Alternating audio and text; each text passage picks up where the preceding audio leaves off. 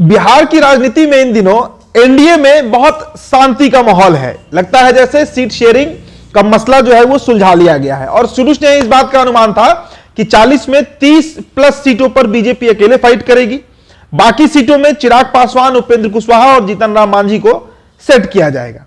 लेकिन महागठबंधन में इन दिनों जो खींचतान चल रहा है वो अब एकदम कह सकते हैं सामने आ चुका है।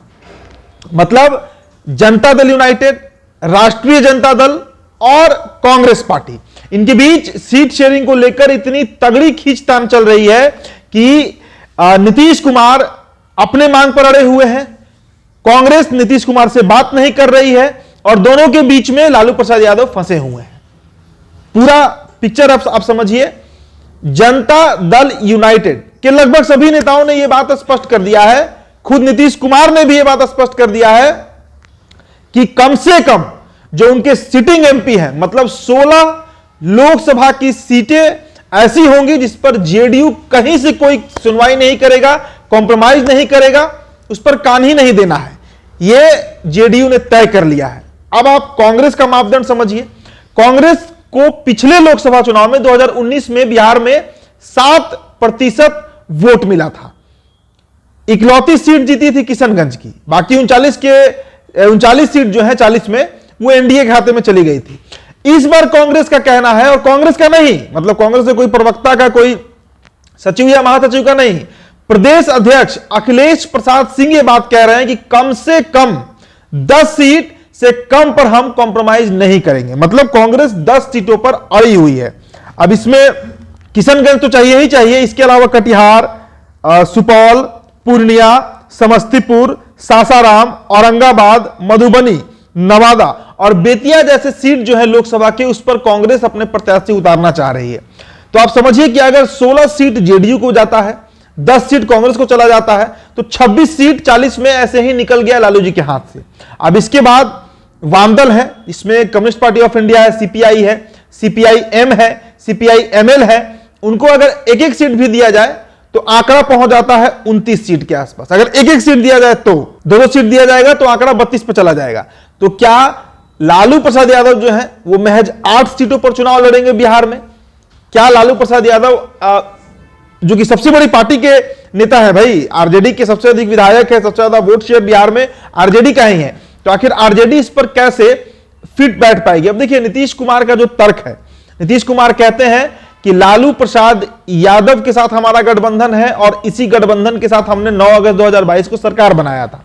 कांग्रेस और वाम, सीपीआई, सीपीआईएम और सीपीआईएमएल लालू जी के साथ आई थी हमारे साथ, हमने उनको न्योता नहीं दिया था, हमारा न्योता लालू जी को था। तो 16 सीट हम रखेंगे, 24 सीट पे अब लालू जी को जिसको जितना सीट देना है दे दे। तो आप समझिए इस बात को कि एक तरफ नीतीश कुमार अपने मांगों पर अड़े हुए हैं, दूसरी तरफ कांग्रेस अपनी मांगों पर अड़ी हुई है, और इंडिया गठबंधन में जिस तरीके से नीतीश कुमार की बेइज्जती की गई उसका बदला अब नीतीश कुमार ले रहे हैं। आपको याद होगा कि जो अंतिम बैठक दिल्ली के अशोका होटल में की गई, उसमें नीतीश कुमार के सामने ममता बनर्जी ने मल्लिकार्जुन खड़गे का नाम प्रस्तावित कर दिया प्रधानमंत्री पद के लिए। केजरीवाल ने उसका समर्थन कर दिया। नीतीश कुमार बेहद नाराज हुए थे, संयोजक तक उन्हें नहीं बनाया गया, ना उस पर कोई चर्चा हुई। और अब मल्लिकार्जुन खड़गे कहते हैं कि संयोजक बनाने का सवाल वैसा ही है जैसे कौन बनेगा करोड़पति का सवाल होता है। तो एक तरह से नीतीश कुमार की बेइज्जती की गई, उन्हें उनका हाथ से उड़ाया गया, ऐसा उनको लगता है। और इसलिए अब नीतीश कुमार ने भी ठान लिया है कि बिहार में कांग्रेस को सबक सिखा देना है। आप समझिए कांग्रेस और लालू यादव की जो नजदीकियां है वो बार बार सामने आई। कभी राहुल गांधी लालू यादव के आवास पर गए, मटन चावल खाए। पहला जो मीटिंग पटना में हुआ था 23 जून को, उस दरमियान भी आपको याद होगा कि लालू जी ने राहुल गांधी को दूल्हा बना दिया था। मतलब इंडिया गठबंधन जो उस समय नाम नहीं पड़ा था, उसका नेता के तौर पे लालू यादव ने उन्हें प्रोजेक्ट कर दिया था। तो ये सभी बातें नीतीश कुमार को नागवार गुजरी। नीतीश कुमार जिसने ये इंडिया गठबंधन बनवाया, जिसने सभी नेताओं को एक मंच पर लाया, 26 पार्टियां एक मंच पर अगर आज साथ आई तो वो नीतीश कुमार के चलते आई, कांग्रेस के चलते नहीं आई है। कांग्रेस पूर्व में प्रयास करके देख चुकी है। कांग्रेस के आप कह सकते हैं बूते का ये बात नहीं है कि ममता बनर्जी को, अरविंद केजरीवाल को, एमके स्टालिन को, उद्धव ठाकरे को, अखिलेश यादव को, इन सभी लोगों को एक मंच पर लाया। लेकिन नीतीश कुमार ने एक करिश्मा कर दिखाया। लेकिन उसके बदले में नीतीश कुमार को मिला कुछ भी नहीं।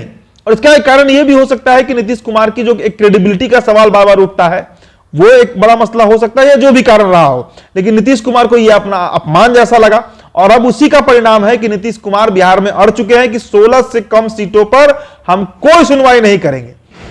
लालू जी समझे 24 सीट है उनके पास, जिसको जितना सीट देना है दे दे। उधर बीजेपी की तैयारी चरम पर है, इंडिया गठबंधन के लिए खतरा है। साथ ही इसके गठबंधन के जो ढांचे हैं उसको लेकर उम्मीदवारों के चयन और संयुक्त सभाओं के ना होने से भी चिंता है। तो आप समझिए कि एक तरफ अभी जहां एनडीए में राम मंदिर का एक बड़ा मुद्दा चल रहा है, पूरे देश में राम में माहौल हो चुका है, सीट शेयरिंग पर कोई ज्यादा माथापच्ची नहीं है, तो इंडिया गठबंधन के अंदर की स्थिति कैसी है आप बंगाल को जाकर देख लीजिए। ममता बनर्जी वहां पर अपने 2 प्रत्याशियों के नाम तक घोषित कर दिए हैं। ये कह रही है कि 2 से अधिक सीट हम कांग्रेस को नहीं देने जा रहे हैं और वाम तो हमको बर्दाश्त ही नहीं है। ये बात ममता बनर्जी कह रही है। अरविंद केजरीवाल गुजरात में अपने एक प्रत्याशी को खड़ा कर चुके हैं लोकसभा के लिए बिना किसी से राय परामर्श किए हुए, और ये दावा कर रहे हैं कि दिल्ली के 7 के 7 सीटों पर हमारा ही प्रत्याशी लड़ेगा। तो आखिर ये कैसा गठबंधन है जिसमें सभी नेता मंच पर तो एक साथ दिखते हैं, नाश्ता पानी होता है, हंसी ठिठोली होता है, लेकिन जो सबसे गंभीर मुद्दा है सीट शेयरिंग का, बॉन्डिंग बनाने का, संयुक्त जनसभा करने का, इस पर पूर्ण विराम इंडिया गठबंधन में लग चुका है। तो क्या होगा इंडिया गठबंधन का, ये अगले कुछ ही दिनों में, चूंकि इस बार का चुनाव जो आचार संहिता है वो भी पहले लगने वाला है 2019 के तर्ज पे 10 मार्च को नहीं 20 फरवरी तक ही चुनावों के तारीखों का ऐलान हो जाएगा।